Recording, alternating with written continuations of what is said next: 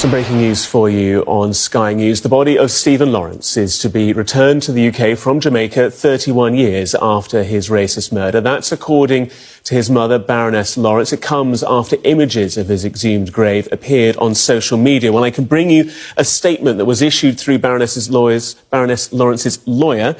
And she says, "My family and I have been made aware of recent images of my son's grave that have been circulated on social media. Following Stephen's passing, we made the decision to have him laid to rest in Jamaica, as we felt he would not be at peace in this country. After 31 years, we have decided as a family that we would like to bring Stephen home to be closer to us. The images that are circulating were taken after the funeral home exhumed Stephen's body. However, we would like to express our distress at the funeral home's lack of regard for our feelings and privacy, as evidenced by the decision to leave Stephen's grave open to the public rather than closed off. We are disheartened by the individual who chose to take images and post them on social media without consideration for the potential impact on our family." Baroness Lawrence's lawyer goes on to add, "We'd hoped to have carried out this sensitive task privately, but due to unforeseen circumstances, this was not possible. We apologise for any distress caused by those who saw the images and kindly request that, out of respect for us and our privacy, these are removed from all media platforms. We kindly request our privacy be respected during this time." And this is the news that Stephen Lawrence's body will be returned to the UK from Jamaica 31 years after his racist murder. On the night of April 22, 1993, in a quiet corner of southeast London, an ordinary evening was about to become one of the most haunting chapters in modern British history. The streets of Eltham were calm, the spring air cool, and the city seemed to move through its routine without any warning of what was about to unfold. But within minutes, a brutal act of violence would shatter a family, ignite national outrage, and expose deep fractures inside one of the most powerful institutions in Britain. The victim was an 18-year-old with dreams of building the future, literally. His name was Stephen Lawrence. Friends described him as focused, ambitious, and determined to become an architect. He had plans, goals, and a life ahead of him. But that night, as he stood waiting for a bus with his friend Dwayne Brooks, those dreams would be violently stolen. What happened next would send shockwaves across the United Kingdom. Out of the darkness, a gang of white youths approached. There was no argument, no robbery, no provocation, just a sudden eruption of hatred. Within seconds, the attack began. A blade flashed in the night and Stephen Lawrence was stabbed. The violence was swift, brutal, and senseless. As the attackers fled into the shadows, Stephen collapsed on the pavement, bleeding heavily, fighting for his life. His friend Dwayne Brooks tried desperately to help him. The two had only been waiting for a bus. Just minutes earlier, they had been talking like any other teenagers walking home.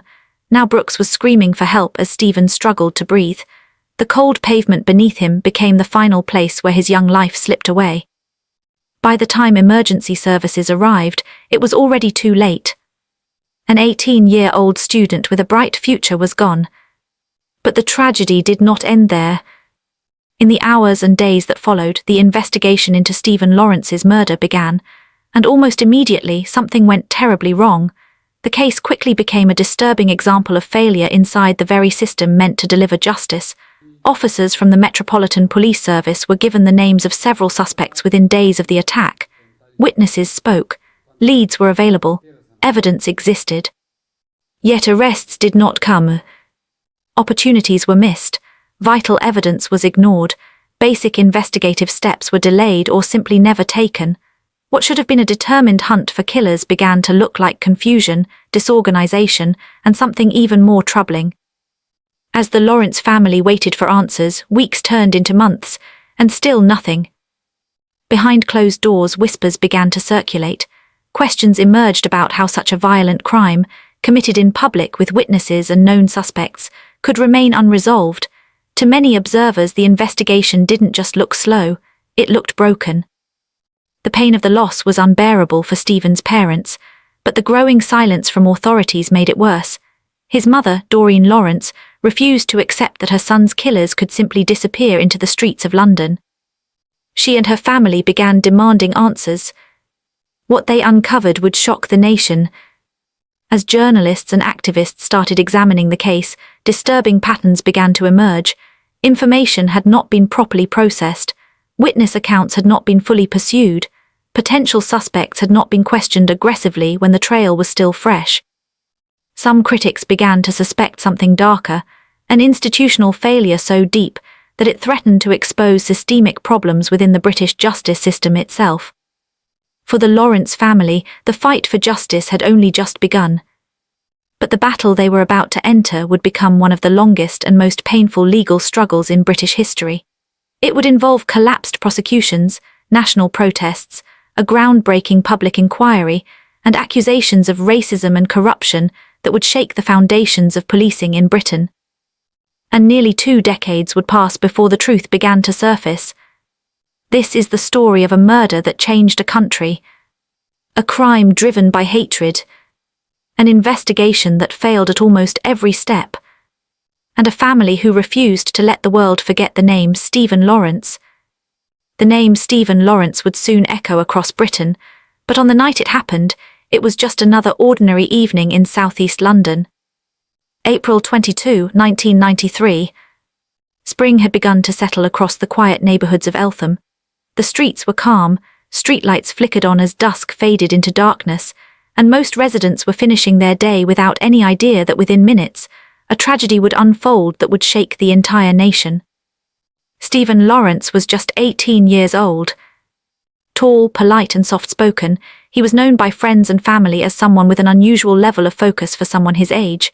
While many teenagers were still trying to figure out their path, Stephen had already chosen his. He dreamed of becoming an architect. Buildings fascinated him. Structures, design, and the idea of shaping cities excited him. His teachers believed in him, his family believed in him, and Stephen believed in himself. That night, Stephen had spent time visiting his uncle in the area with his friend, Doreen Brooks. The 2 teenagers had known each other well. They laughed, talked, and walked through the neighbourhood like any other young friends enjoying an evening together. Nothing about the night felt unusual. They eventually made their way toward a bus stop on Well Hall Road, planning to catch a bus home. It was around 10:30 p.m. Traffic was light, the street was quiet. For Stephen, it was just another moment in a normal life. But across the road, something else was unfolding. A group of white youths had gathered nearby. They were known locally, a gang of teenagers who had developed a reputation in the area. Residents had seen them before, loud, aggressive, sometimes intimidating. Some neighbours had already complained about their behaviour. But on this night, something far worse than intimidation was about to happen. As Stephen and Doreen waited at the bus stop, the group began to move. Witnesses would later describe how the gang crossed the street quickly, almost deliberately, heading directly toward the 2 teenagers. There was no warning, no conversation, just a sudden explosion of violence. One of the attackers shouted racist abuse as the group rushed forward. The words were filled with hatred. It was clear from the first moment, this was not a random robbery or a drunken confrontation. This was a racist attack. The gang surrounded the 2 teenagers. Doreen Brooks later described the moment as chaos, shouting, movement, the sudden realization that something terrible was happening. Then came the knife. In seconds, the blade struck Stephen Lawrence. The wound was deep, 2 stab wounds to the chest and shoulder area. The attack was swift and brutal. The gang had arrived with violence in mind and they wasted no time carrying it out. Doreen Brooks tried to intervene, shouting for help and attempting to pull his friend away from the attackers, but the gang had already accomplished what they came to do. Within moments they ran. The attackers disappeared back into the darkness of Eltham's quiet streets as quickly as they had arrived. And Stephen Lawrence collapsed. At first, the full seriousness of the injury wasn't immediately clear. Adrenaline surged through both teenagers. Stephen tried to run, attempting to escape the danger, but only managed a short distance before his strength began to fail. Doreen Brooks realized something was terribly wrong. Stephen was bleeding heavily. Panic set in. Brooks began shouting for help as Stephen stumbled along the pavement. Cars passed by, drivers unaware of the life-and-death struggle unfolding just yards away. Stephen managed to reach a nearby street before collapsing. He fell onto the pavement. His breathing became shallow, blood soaked through his clothing. Dwayne Brooks tried desperately to keep him conscious, calling out to him, urging him to stay awake. But the injury was catastrophic. The knife had pierced vital arteries. With every passing second, Stephen's body was losing the ability to fight. Emergency services were called. Ambulances and police officers rushed to the scene. But by the time medical help arrived, Stephen Lawrence was already dying. Despite the frantic efforts of paramedics, the 18-year-old was pronounced dead shortly afterward. A young man with dreams of building the future was gone. But what happened next would transform this tragedy into something far bigger. Within hours of the murder, police from the Metropolitan Police Service launched an investigation.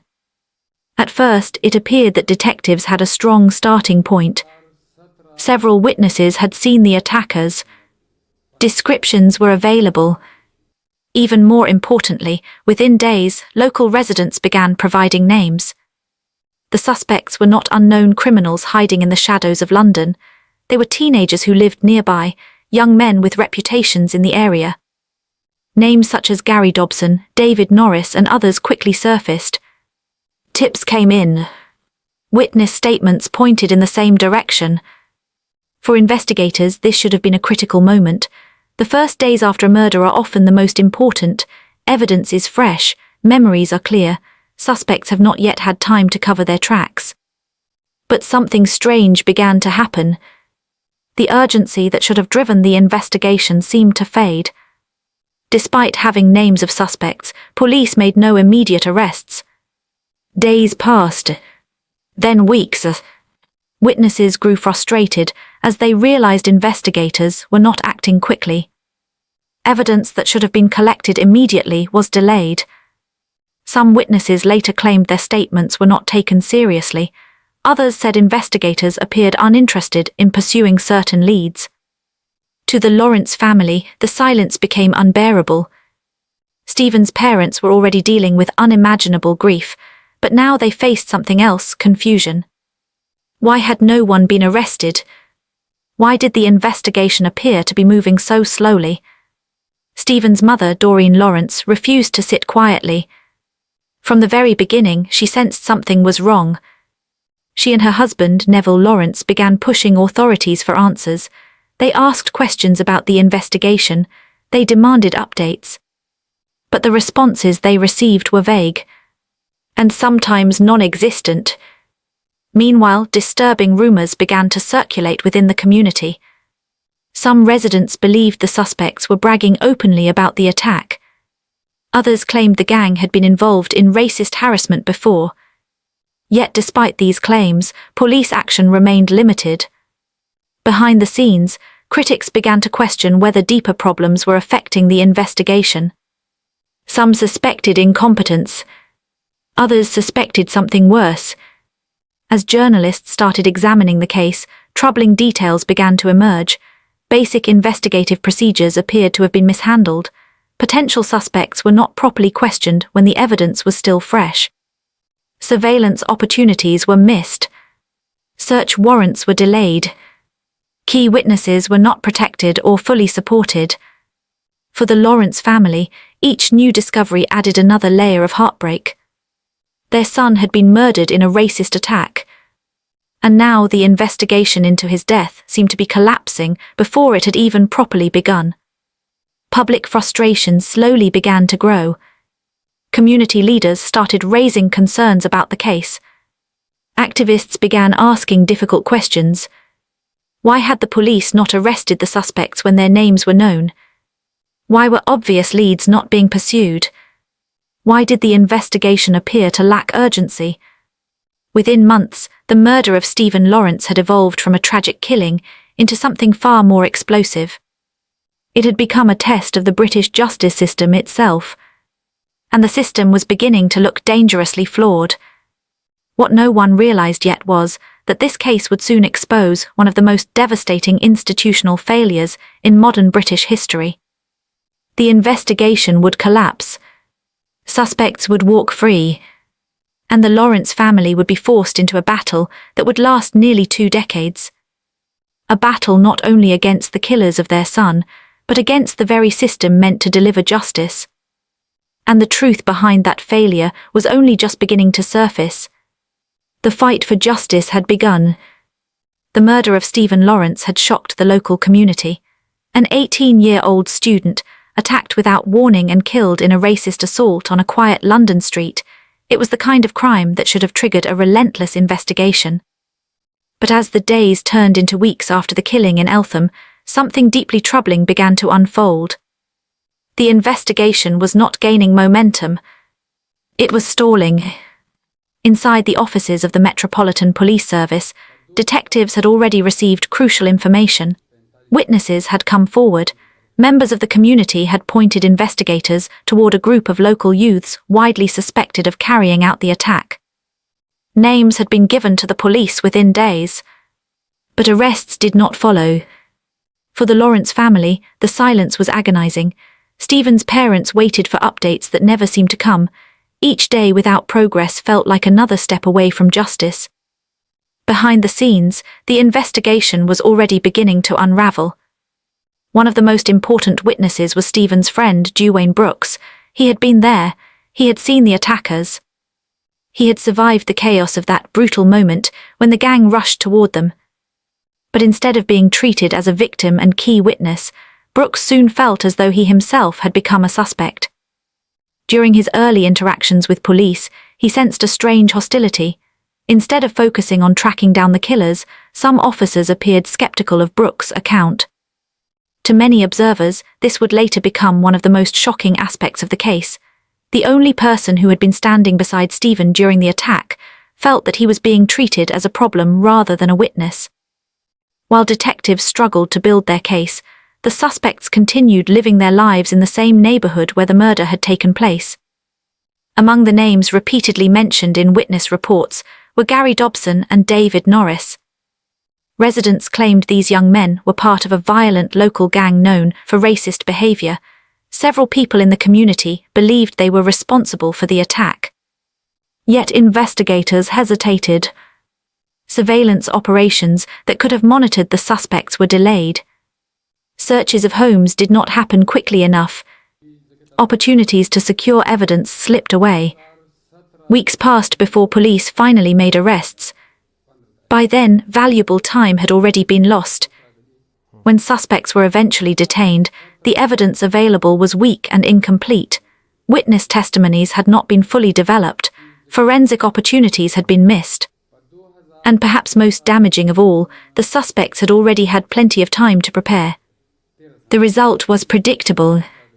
The case struggled to move forward. For Stephen's parents, the situation was unbearable. They were grieving the violent loss of their son while watching the investigation slowly crumble.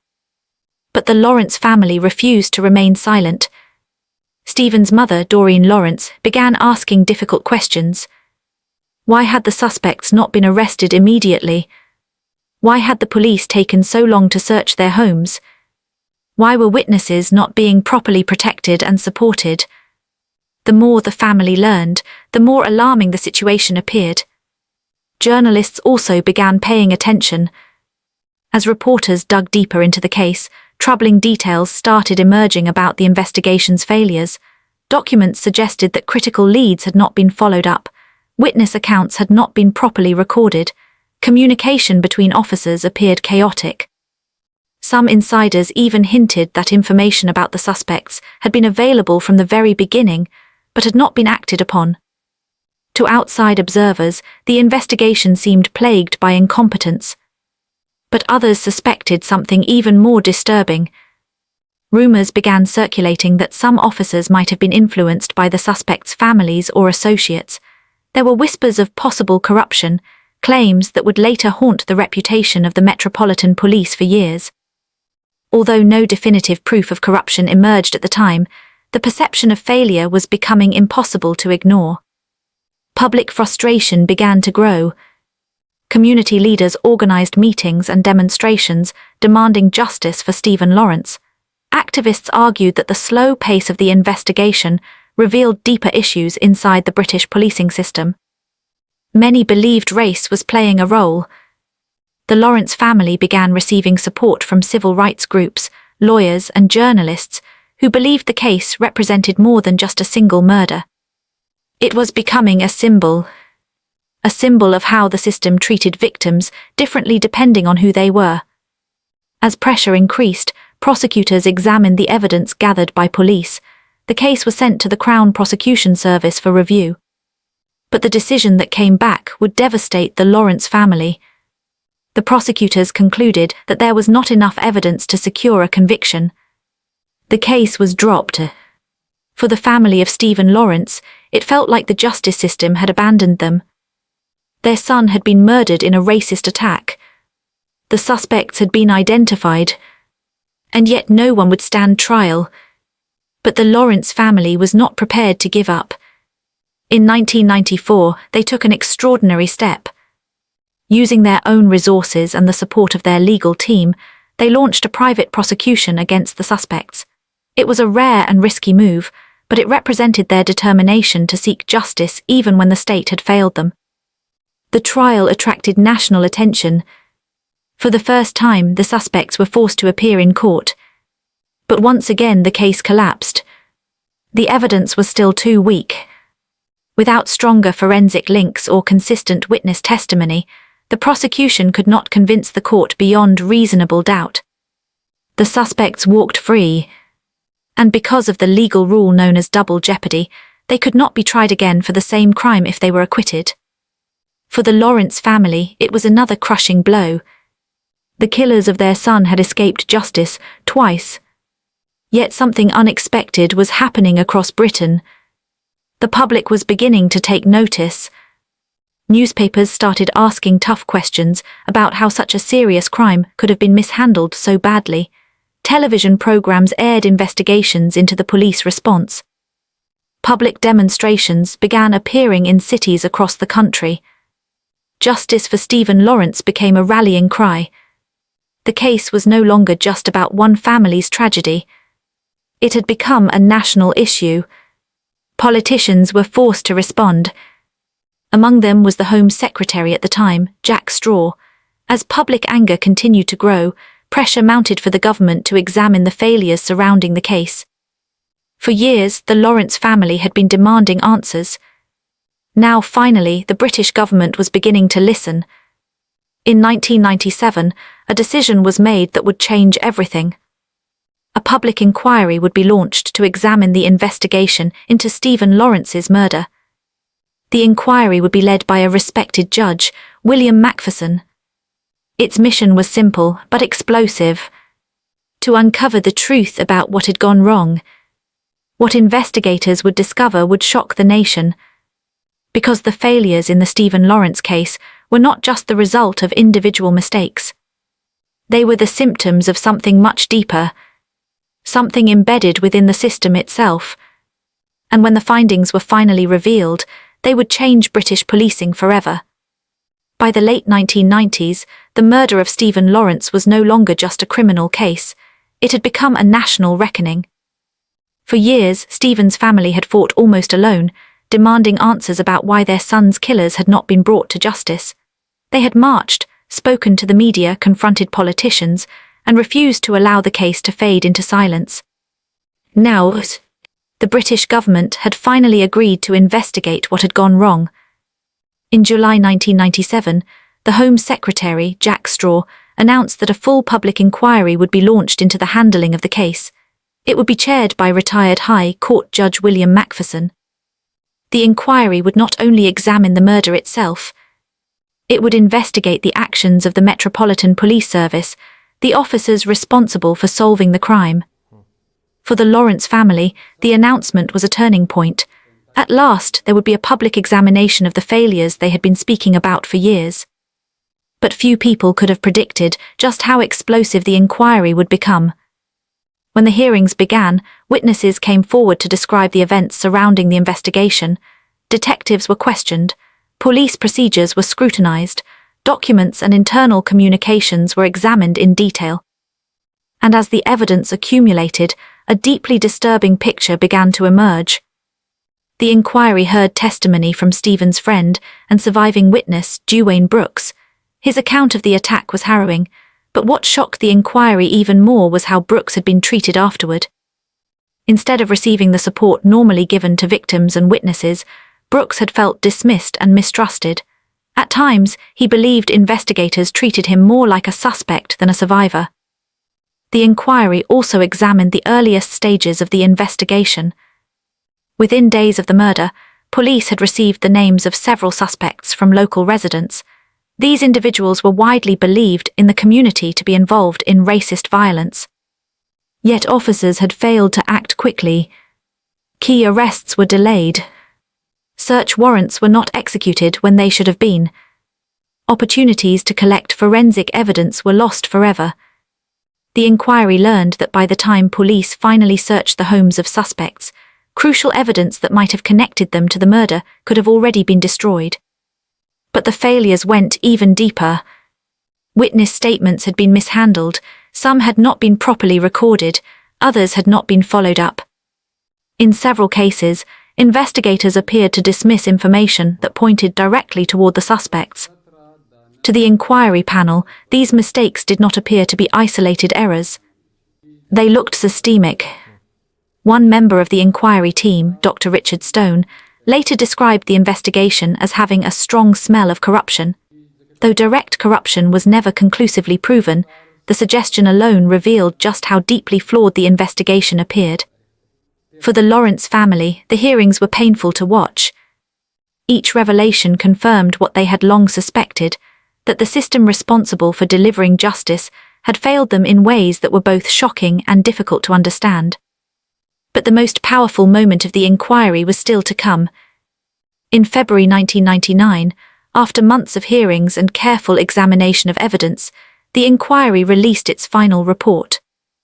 It became known as the Macpherson Report. The findings were devastating. The report concluded that the Metropolitan Police investigation into Stephen Lawrence's murder had been deeply flawed, but it went even further than that. For the first time in British history, a major public institution was formally accused of institutional racism. The report defined this as the collective failure of an organisation to provide an appropriate and professional service to people because of their colour, culture, or ethnic origin. In other words, the problem was not just individual officers.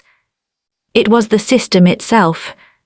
The Macpherson report stated clearly that racism, whether conscious or unconscious, had influenced the way the investigation was conducted. That single conclusion sent shockwaves across Britain. For decades, many minority communities had accused the police of discrimination and unfair treatment. Now, an official government inquiry had validated those concerns. The impact was immediate. Politicians debated the findings in Parliament. Newspapers published front-page headlines analysing the report's conclusions. Police leaders were forced to confront uncomfortable questions about the culture inside their own organisation. For the Lawrence family, the report represented both vindication and heartbreak. It confirmed that the investigation into Stephen's death had been mishandled in ways that cost valuable time and potentially allowed his killers to escape justice. But the report also sparked something new. Change. The Macpherson report issued more than 70 recommendations aimed at transforming policing in Britain. These included reforms to police training, improvements in how racist incidents were recorded, and new rules designed to ensure greater accountability. One of the most significant consequences was the strengthening of anti-discrimination laws. In 2000, the British government passed the Race Relations Amendment, Act 2000. The legislation required public institutions, including the police, to actively prevent racial discrimination. Another major reform targeted one of the most controversial legal barriers that had prevented justice in the case. Under the long-standing legal principle known as double jeopardy, a suspect who had been acquitted of a crime could never be tried again for the same offence. This rule had prevented the suspects in Stephen Lawrence's murder from facing another trial after the earlier prosecution collapsed. But the Lawrence case helped spark a major legal debate. Eventually, the law was changed. Under new legislation, serious crimes such as murder could be retried if new and compelling evidence emerged. For years, this change remained theoretical. But behind the scenes, forensic science was advancing rapidly. Techniques for analysing microscopic evidence, fibers, hair fragments, and trace blood were becoming more sophisticated than ever before. In 2006, detectives reopened the Stephen Lawrence case as part of a cold case review. Investigators re-examined the clothing belonging to several of the original suspects. This time the results were different. Using modern forensic techniques, scientists discovered tiny traces of evidence that had previously gone undetected. Blood spots, fibers from Stephen's clothing, and microscopic hair fragments were found on items belonging to 2 of the suspects. The evidence was small but powerful. For the first time in nearly 2 decades, prosecutors believed they had a case strong enough to pursue. 2 of the original suspects were charged with murder. Their names were already familiar to the public, Gary Dobson and David Norris. In 2011, the long-awaited trial finally began. The case attracted massive media attention. Nearly 19 years had passed since Stephen Lawrence was killed. The country had waited almost 2 decades to see whether justice would finally be served. In January 2012, the jury delivered its verdict. Gary Dobson and David Norris were found guilty of murder. For the Lawrence family, the moment was overwhelming. After nearly 20 years of campaigning, protest, and heartbreak, 2 of the men responsible for Stephen's death were finally convicted. But even then, the story was not fully resolved.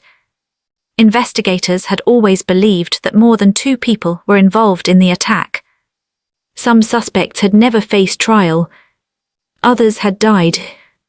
In 2020, the police officially declared the investigation inactive, meaning there were no active lines of inquiry remaining. For the Lawrence family, the announcement felt like another painful chapter. They believed there were still unanswered questions, and they refused to give up hope. The legacy of Stephen Lawrence, however, had already transformed Britain. His death forced the country to confront uncomfortable truths about racism, policing, and justice. His name became a symbol of change. And every year on April 22, Britain marks Stephen Lawrence Day, a day dedicated to remembering his life and inspiring new generations to fight for equality. Nearly 3 decades after that night in Eltham, the story of Stephen Lawrence remains one of the most powerful reminders of how a single tragedy can awaken an entire nation, and how the determination of one family can change the course of history.